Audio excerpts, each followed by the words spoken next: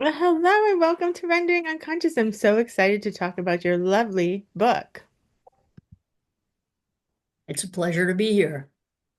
Absolutely. Now, should we start with the title of the book itself? Because that in itself is amazing. Okay. Well, our time is up is sort of the end of most therapy sessions. So um, it's both the end of the session, and I think it's the whole book is about separations and endings. So that kind of becomes a metaphor for all kinds of endings in life. Absolutely. And I love how it takes you on this journey because you have sessions that you're having with your analyst or the protagonist is having with her analyst, and then the development into the main character also taking her own patients and what that's like and having supervision, and then weaving that in with like current day life and memories from childhood. So it's kind of like an analytic journey in itself in that way. Mhm. Yes, What made you hopefully. decide to write this book in the first place? Well, I've spent most of my life as a both a professor and a psychoanalyst. And as a professor, all of my writing was very academic writing. Hmm. And then in 2005, I wrote a book called uh, doing the right thing, taking care of your elderly parents, even if they didn't take care of you. And that book was kind of a transition between academic writing and more personal writing because it was based on interviews with caregivers all across the United States and their experience in taking care of their elderly parents and how they felt about it, and my own personal experience being a caregiver to my mother. So that was kind of a transition away from academic writing. And since a lot of that was personal because I was talking about my own experience with my mother, um, this book sort of emerged as naturally from that experience of writing that book. Um, but uh, I had it took me between 2005 and just recently, just this year, to actually publish the book. It's gone through many transitions and different iterations. I bet. And I'm great that you brought up your other book too, because I saw that when I was perusing your website and everything, looking around, and I was like, that sounds very interesting. So I'm glad you brought that up as well. And it makes sense because you do talk about kind of end of life care for your mother in the towards the end of this book, this novel. Right. So it makes sense. And of course, also it takes like I wrote a book recently that's kind of autobiographical that came out last year, but I wove in like dreams and memories and some psychoanalytic writing and stuff. But it's definitely it took me 3 years because it's such a personal process and like dredging up these memories and then, you know, once you start writing about one thing, then it triggers another thing, and yeah, the Right. associations go wild. And you start remembering all these other things, and it's a lot to process when it's especially your own life, you know? So it makes sense that it takes some time. You want to really work through it and work with it. Mhm. Well, also, I had originally I had an agent for my book Our Time Is Up. No, excuse me, Doing the Right Thing. And she was very high on that book because she related to it personally. But this book she really didn't relate to personally. Mm. And so she was initially not so interested in this book. So I kind of started it and then I put it down and I worked on a whole different novel, which is called Two Sisters of Koyakon. Mm. And that's about the assassination of Leon Trotsky. Oh, wow. Um, and that was a historical novel because it was based on actually a true story. it's a fictionalized version of a true story of how Trotsky got assassinated. So that took me quite a while. And it was only after that book, which was published in 2017, that I once again came back to Mm, Our Time Is Up and started working on it again. So interesting. it's You've gone been through many, busy. right, it's gone through many iterations. Yes. And you originally come from sociology as well, so that's also kind of an interesting perspective, not just coming from psychology or something to psychoanalysis, but from sociology. So you get this kind of sociological perspective in addition to the psychoanalytic perspective and the personal perspective of having gone through, yeah, becoming an analyst. Yes. Yes. I How mean, do you feel like I that's think, influenced you? um, well, I think that in terms of for this novel, um, you mean in terms of this novel particularly? Sure. Or in general. I mean, I think that I've always kept my psychoanalysis and my sociology really separate. I was a Mm. professor and you know, 3 days a week I went to Brooklyn College and taught my classes in sociology and then I came home and I saw people in my practice and they were quite quite separate, really. Um, and I think my sociology comes in this book in terms of setting up the what it felt like in those years, okay, in this what the 60s, I hope, what the 60s felt like and what was going on in the 60s. I have her every time she's in the waiting room, she's reading the New York Times and so I use that as a way of bringing in what was going on at the time, um, and how that affected her, and also we see her reactions to it as very characteristic of who she is. So it was another way of really teasing out the character. Absolutely. And I love how you use the waiting room. And sometimes she's like avoiding going to the waiting room and gets there kind of just before session, or who she sees in the Mhm. waiting room, or who she sees coming out of the analyst's office. Mm. Yeah, she had a lot of fantasies about the other people who were seeing the analyst, which I think is a very common thing, okay, for patients to have. Totally. And the way you describe also like your native New Yorker and Mhm. describe growing up in Brooklyn and hearing the train rattling and driving through, like going to Williamsburg and kind of describing what it was like then. Right. Yes. It's nice. It's beautifully painted in that way. Oh, well, thank you. Thank And you. the different patients that the character ends up having too, and describing like what they've gone through.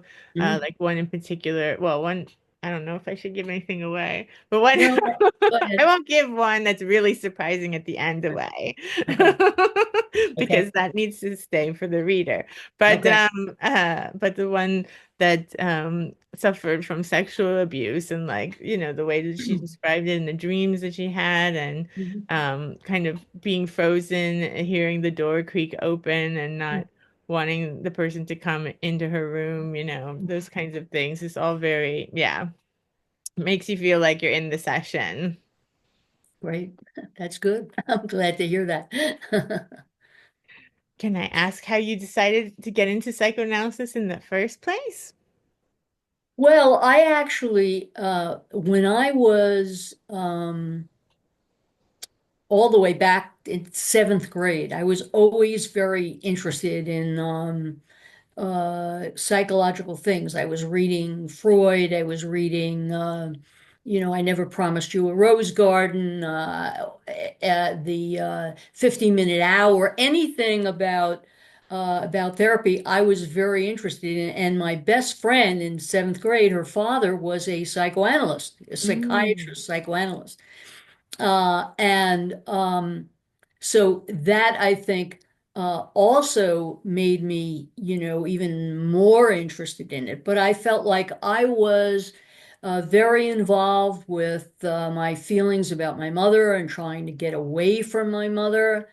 And I felt like if I went to college and majored in psychology, I'd never think about anything else. Mm, Uh, I didn't realize, by the way, that most universities, their undergraduate psychology courses are not clinical. mm, They're experimental or behavioral or social psychology. So actually, I could have majored in psychology, and I wouldn't be thinking about those things in the classes. But I thought it was going to be clinical psychology, so I tried to avoid that, and I was a political science major, and I was very interested in Russian history and Marxism and things like that.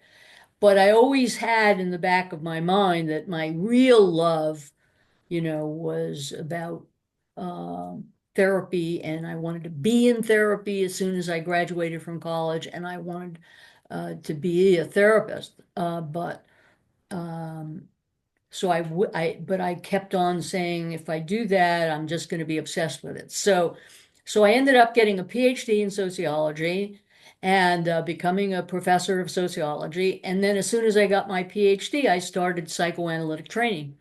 I was already in psychoanalysis myself. I had been in psychoanalysis from, as in the book, as soon as I graduated from college, I went into psychoanalysis. So that part of it is very autobiographical.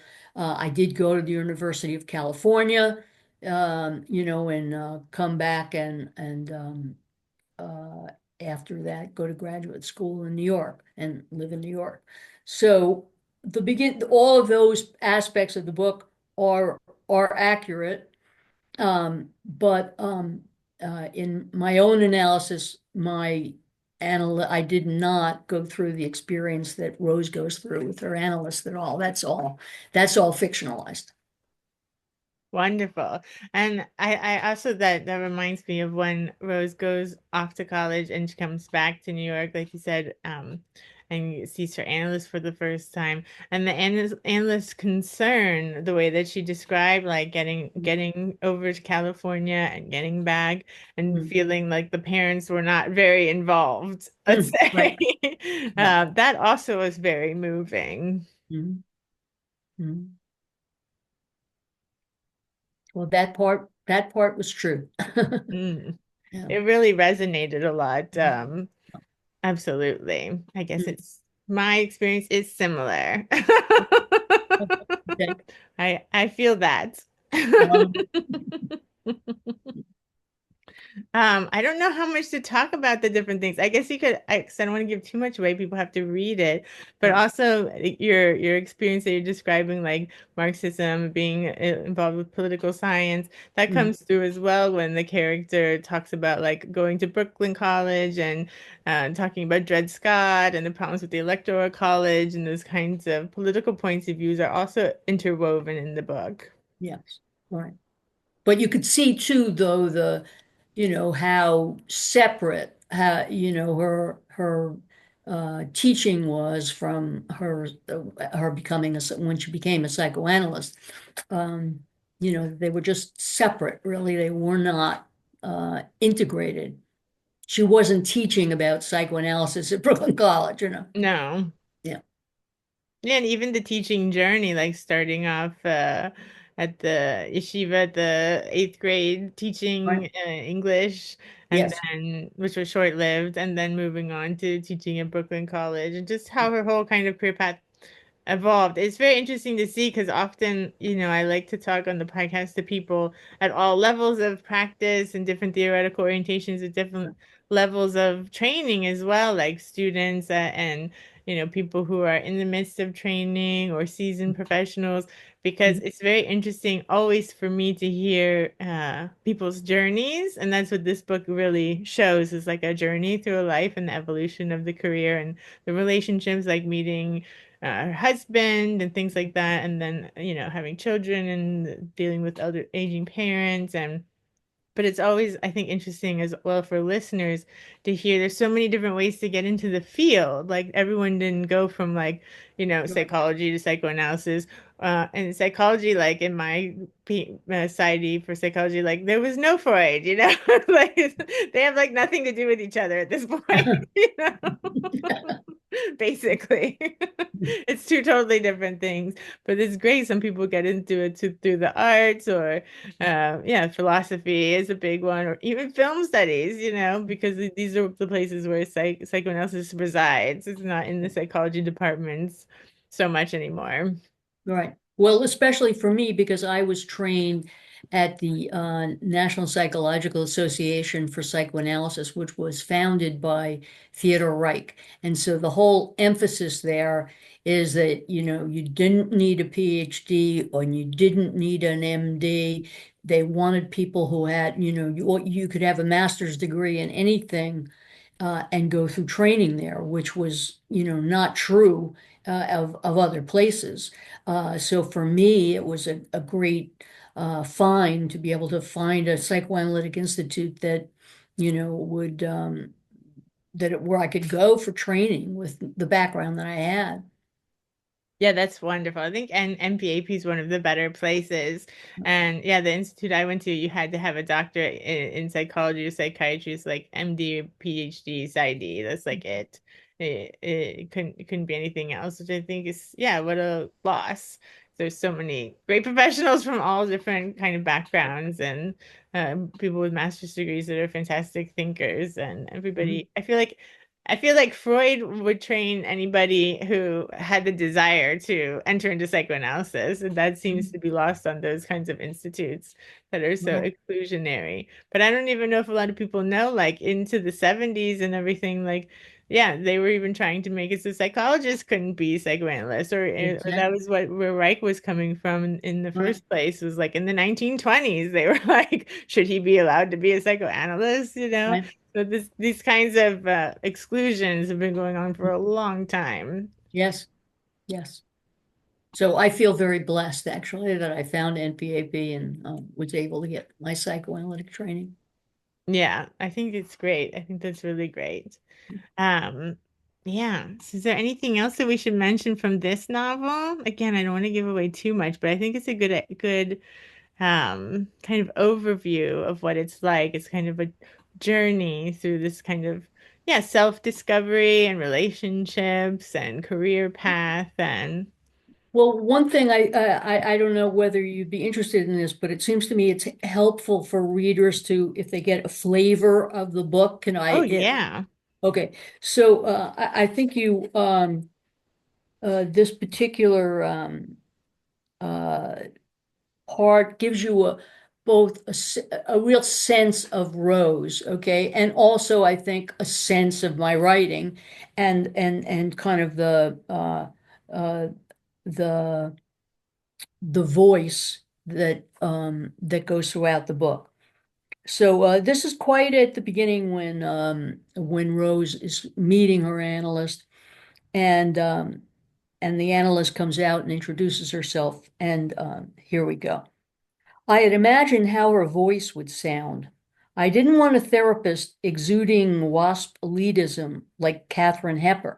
I knew I'd never feel comfortable talking to someone who seemed so superior in social background. My Brooklyn accent would intensify, and I'd feel like a schlep. A husky, sexy voice like Lauren Bacall, on the other hand, would render me mute from envy. A high-pitched or nasal voice would evoke my contempt, and I wouldn't be able to take her seriously. I sighed with relief when I heard Joan's voice. It was intelligent and engaging, but mellow and warm, the kind of voice you could snuggle up to. Please come in, Joan said. She stood next to a Danish modern desk with a black vinyl swivel chair that was turned to face a deep-seated chair across the small room. It was a chair you might find in a dorm room, just a piece of coarse cloth hung on a curved metal base. It had no arms, and I imagined that when I sank into it, my behind was going to be inches from the floor. The room was designed to be innocuous, probably to encourage patients to experience it in any way they needed, but I felt humiliated by it. There were a few prints on the wall, Picasso's Old Guitarist, a Miro abstract, and a farm with haystacks by Van Gogh.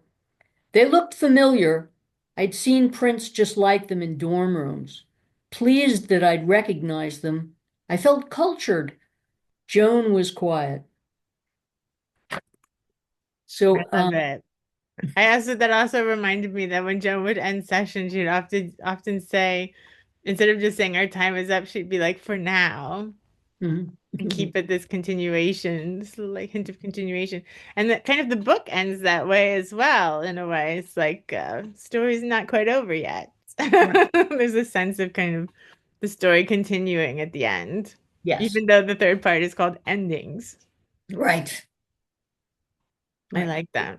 Right. They're endings, but new beginnings. Totally. That definitely comes through.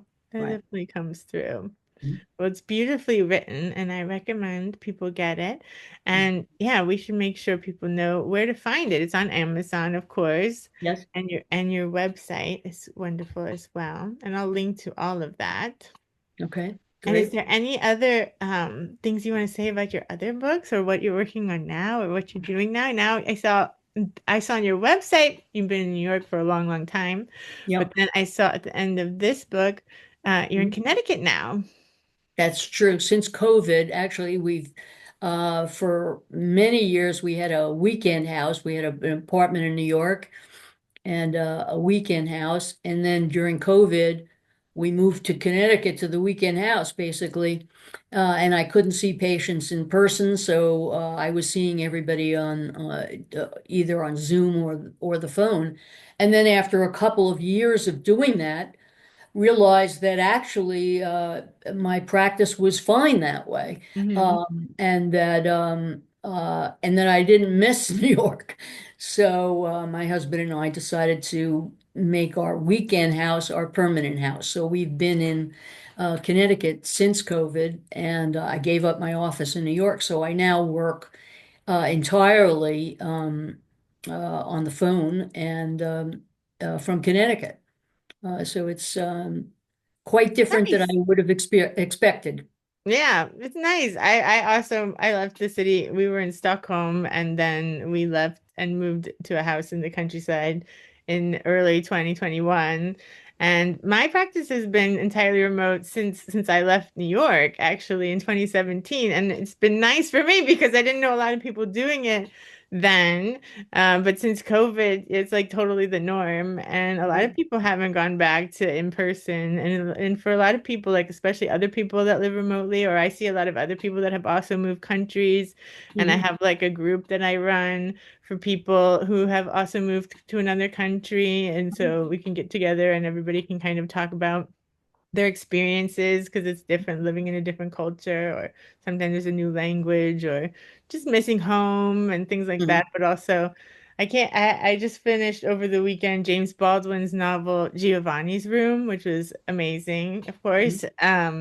And I don't have the book with me, but he has a wonderful quote in there about home and how you do everything you can to like leave home, you want to get away from home. Then you miss home because you've Mhm. left home, but then when you Right. go back, it's not the same, right? It's like the home that you miss is like never retrievable because yeah, once you leave, it's different. Or even if you stay, it's different. Right. And then Things you have to change. create it for yourself all over again. Exactly, Mhm. exactly. Mhm. Yeah, it's interesting. So yeah, so that's nice. It's nice. It's kind of like a little early retirement. Can Well, have it gives me a lot more freedom. It's true. Yeah. Yeah, less commuting and yeah, I don't miss like pollution. It's nice to have some fresh air and nature nearby. Right. Yes. It Yeah, is. and no commuting is a big one. Right. It Yes. really does save a lot of time. Yeah. Now I can actually exercise and do yoga in the morning every day because I don't have to commute for 2 hours. Right. So it's True. good. It's good, Mhm. good lifestyle shift, I think. Yes. Yes. And so what are you working on now? I bet you're not just doing that and enjoying yourself. I'm sure you're doing other things because you just wrote 3 books. So Right. Well, I'm not thinking in terms of my next book quite yet, but I do have a blog on Psychology Today. It's called Mm. Life After 50. And I have a whole lot of, like, 100 different topics that I've written on. And I find that very gratifying, actually, because I can just sort of get an idea about something and sit down and clarify my thinking and without, the immense amount of work that it takes to do a book. So um, that's something that I continue doing throughout. Yeah, that's great. I personally do not enjoy writing books. Huh? I've done it and it's like really stressful. My husband, he's like a writer. He loves it. He's like constantly writing. I like me, I'm like at the end of it, I'm like, why did I do this? You know, like, oh my goodness. And then it's over and you're like, oh good, okay, good, it's there. Okay, I love it. But I really get frustrated. But this kind of writing I think is lovely because you can write like a shorter essay or musing or your thoughts and not have to Right. commit to this like, yeah, 300 page endeavor. Exactly. Several Right. year long endeavor. How Yeah. wonderful. Now I pulled up your blog too, so I'll definitely link to that as well. Okay, great. Thank you. Yeah, and you just posted something, the difference between guilt and regret. Well, the New York Times has been having this series, interestingly enough, on regret. And uh, which I thought was pretty interesting in and of itself. Okay. And one of the articles that they had was by a man who had been a very high up in the Allende government before the junta happened in Chile. And it seems that they had a rotation of sleeping in the palace, I guess. And it was his turn to spend the night in the palace. And there was something came up with his son, and he wanted to do something with his son. So he asked a friend of his if he would sleep over that night. And what do you know? That night was the junta, and his friend was murdered along with Allende um, as part of the coup. And this man, for 50 years, uh, has felt terrible about it. Now, he characterized it as regret, but actually, my blog is about the difference between guilt and regret, and also the difference between rational guilt and irrational guilt. Hmm. Um, In this case, I think it was irrational guilt rather than regret that the man is talking about. But anyway, just that's a good example of kind of how the blog is. I find it satisfying in that it's short and it allows you to kind of work through a thought without having to spend years on it. So, Exactly. I love that. I love that kind of writing. right. Uh, and so you're still reading. I remember also in the in the book about like having the New Yorker in the waiting room, and then one of the patients being like, "You cut out the address here," which I mean, all the analyst office I was in had the addresses cut out of their New Yorker in the waiting room. That's totally the norm. But one of the patients brought that up, like, "Oh, do you read these before you leave them here?" It's like, "Of course we do." Yeah. Well, there's three patients that I talk about in the book, and they're based on actual analyses that I did. Mm. And although all characteristics of them obviously have been changed, and all of the details have been changed to make them not recognizable, but I wanted to pick people who had very different kinds of transferences so that the reader could really get a sense of how different um, people's experience can be of the same analyst. Mm. And also because they had read about Rose's own analysis, and they know her pretty well by the time she starts having patients. Hopefully, the reader is getting a good sense of the difference between the transference and the actual person who's doing the treatment in a pretty clear way. And also, I wanted to really have the reader have the understand the experience of the analyst in processing what's going on with the patient, as well as um, from the other side of what the patient is going through. Um, so hopefully they do get a sense of that as they go through the book. The evolution of Rose it becomes very palpable, I think. Yeah, most definitely. And that's a great point to see like what her transference is towards her analyst. Mm, And you start understanding her and her family dynamics and her childhood and mm, her experience of her partners, etc. And then you see when she becomes the analyst, seeing how the patients are reacting and having transference towards her and vice versa and countertransference. So mm. wow. Well, hopefully, Wonderful. It's a great hopefully, idea to write a book like this. thank you. Hopefully it gives people a very visceral sense of what analysis is like in a It way that kind of you can't. reminds me of like reading Yalom when you read Yalam's books and he really like paints a picture of what the like patients are like or kind of sessions are like. It reminds me, it's reminiscent of that in a way, like these like pictures painting these scenes that are, you could really like feel yourself there. Mhm, mhm. Yes, I hope that's the case. Yes, that was the intention. Also, I think one of the big things that I wanted to show in the book is how in the beginning, in Rose's treatment with Joan, most of what's going on is going on inside Rose. She's not even saying it to Joan, okay? Mm. Um, and then as her treatment goes on, it's like the much more of the unspoken becomes spoken. And I hope that readers also kind of they may not be able to articulate that, but hopefully they experience that in as the novel evolves. Um, how much more uh, becomes comes out between them rather than stays in rows separately. Yeah, just in Rose's mind in the beginning. And Right. also there's that beautiful moment when the analyst actually like answers her question, which happens once in a while. Right. Right. I really like that part as well. Mhm. So great.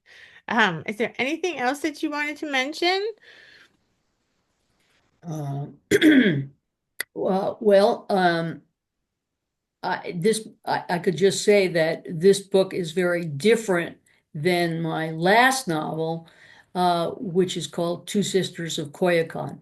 And Coyoacán is a city, really, outside of Mexico City.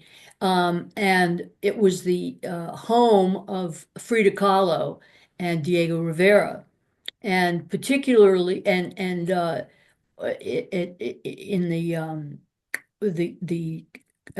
that book had a very interesting beginning, I think, um, because my husband and I went to. He's a history buff. He was almost a history professor, but and ended up not doing it at the end. But we're both history buffs. So when we went to Mexico City, of course, we went to Coyoacan and we went to Frida Kahlo's house, and we had a tour, and the uh, docent was telling us this very interesting story about how Trotsky got assassinated. Okay. And there were two assassination attempts. The first was in Frida Kahlo's house, which some people have heard of. It's called the Blue House. And in that raid, okay, Trotsky was unhurt, but his grandson was there hiding under the bed, and he was shot in the foot. Mm. But Trotsky wasn't hurt at all. And then after that, they really made a fortress to protect him.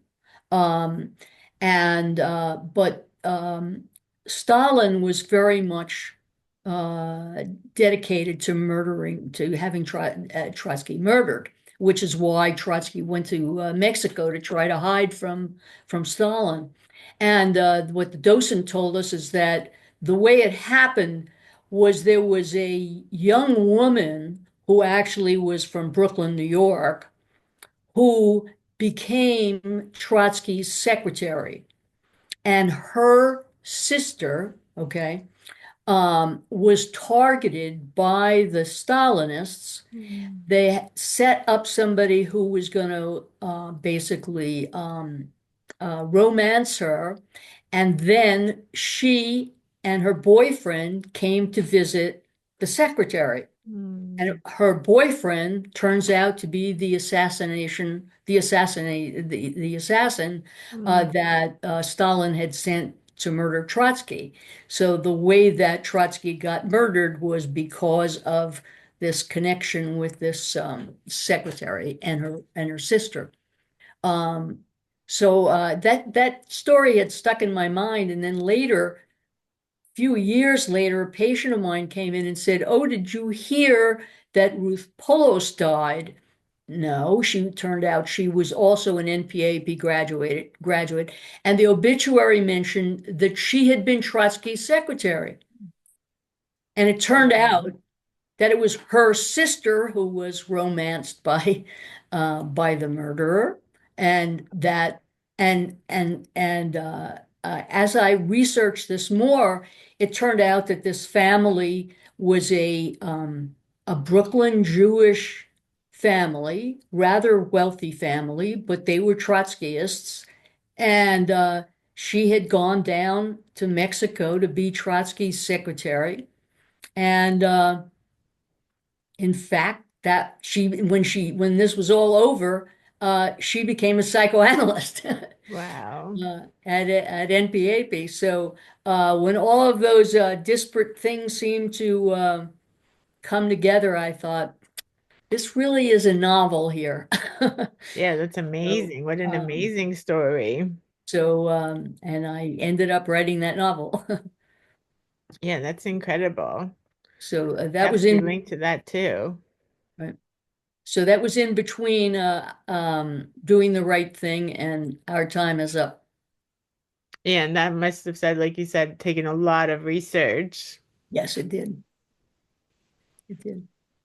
How wonderful. It must be interesting to write such three very different books, but there also is these great kind of similar themes. Interesting. I mean, I could see the connection between our time is up and doing the right thing, but what do you think is the connection with Two Sisters?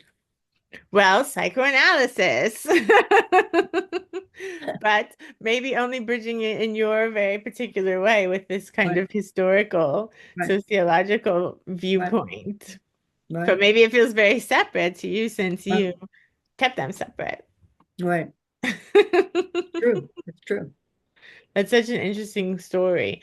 Um, Yeah, and of course, also in this novel, we should mention there are these different kind of discussions of religion and different kind of religious practices, and like the husband, she gets married, being like a Reformed Jew, and talking about the difference between Mm, that and like kind of how to, yeah, work with everything, and the way Rose kind of sees religion and looks at different religions and different kind of forms of the same religion, mm. Judaism, yeah, throughout her life and how they kind of connect and how her thoughts are about them. Like you can see her kind of internal worlds and struggles with different viewpoints.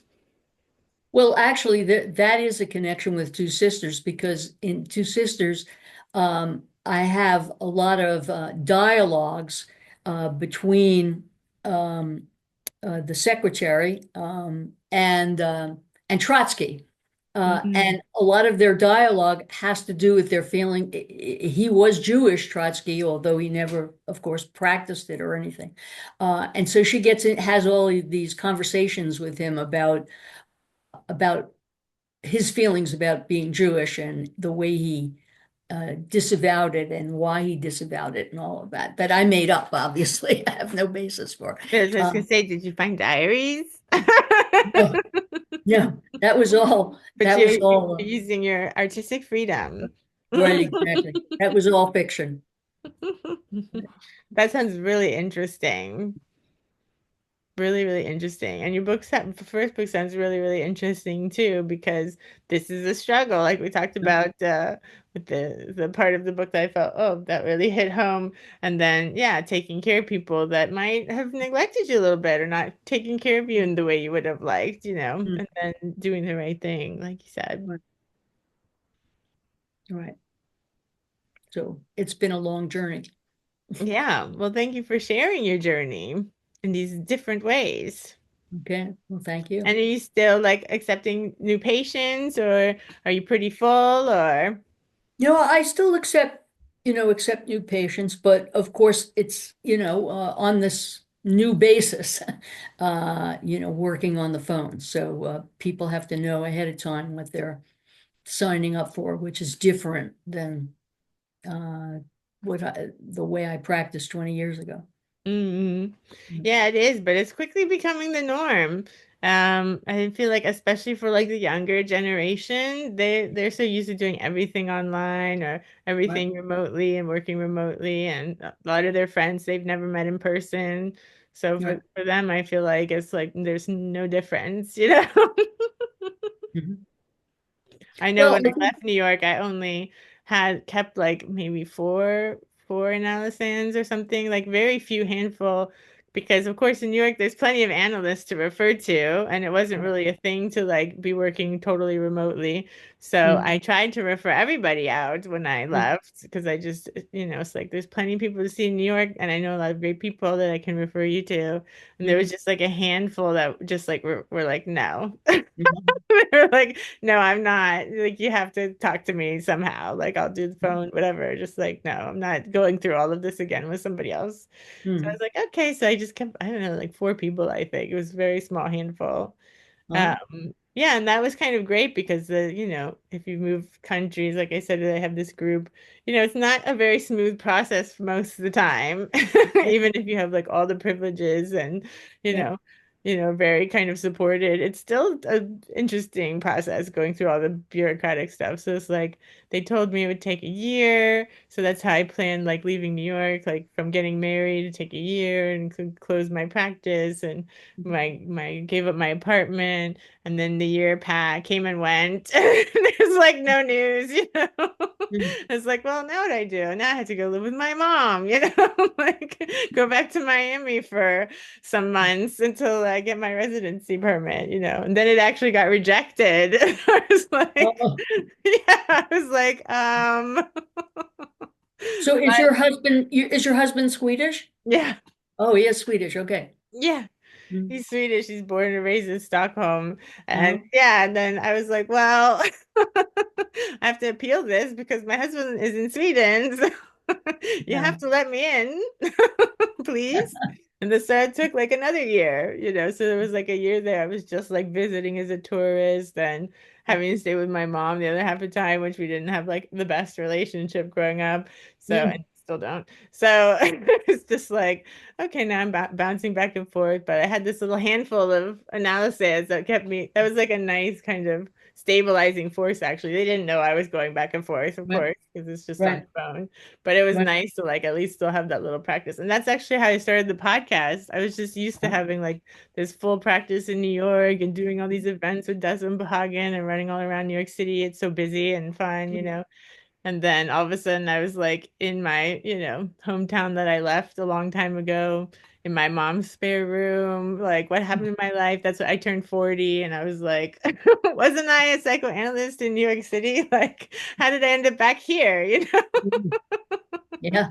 Like Mm. a little crisis. And then Mm. I was like, what can I do besides sit in this room? It's like, oh, maybe I'll start a podcast and start interviewing people I know because I know a lot of interesting people. Wow. So that's what I did, and that was like 2018. And now, yeah, Huh. now it's been 7 years. Wow. And that's also been a real nice kind of through line because it's helped me connected to the psychoanalytic community because there's not Uh-huh. much community in Sweden, Hmm. and it's very that the one institute that is in Stockholm is very kind of like old school. Like Uh-huh. they won't train everybody, and they're very kind of like New York psychoanalytic type. Uh-huh. Uh-huh. So yeah, so they're not so open-minded. So it's been really nice to be able to keep connected and have a community that way. Uh-huh. But it came out of need. Yeah. A lot of people ask, like, why did you decide to start it? Like I had some sort of plan or something of like what it was going to be like. I was like, no, it's just need, necessity. All the best things come from necessity. Like, what do I do in this situation? Aha, I have an idea. And also I got that, like, I always tell people, like, if you get something, a feeling or have an idea and you get excited where it feels like palpable excitement, like you have to go with that. 'Cause that's like something's happening there. And I had that when I had the idea to start a podcast. I had this kind of like, yeah, very palpable excitement that I hadn't had in a few months sitting in my mom's house. I was like, okay, this is something. I got to run with this. So Hmm. and I did because now we're here. Yes. I'm glad you ran with it. Yeah, and this kind of work that you're doing, yeah, it's Mm. exactly the kinds of things I like to showcase. You have your field and like you said, sociology, you're a professor for decades, professor emeritus, and like, very like that's your thing. But then you have Mm. all this creative work that you've written and yeah, it's nice that when people are multifaceted in that way, and don't get too pigeonholed and allow themselves to have kind of multiple identities and ways of being in the world. I think that's really important for people to remain vital and creative and interested and engaged in life and what we're doing and not get like stuck in the drudgery. Hmm. Yes, I agree. Is there anything else that you want to mention before we wrap up? No, I think we've covered everything. Yeah. Okay, wonderful. And anytime you want to come back or you have something or another book comes out, etc., feel free to be in touch anytime. I'm so glad that you got in touch. Thank you very much. All right, bye, Okay. Roberta. Bye. Pleasure.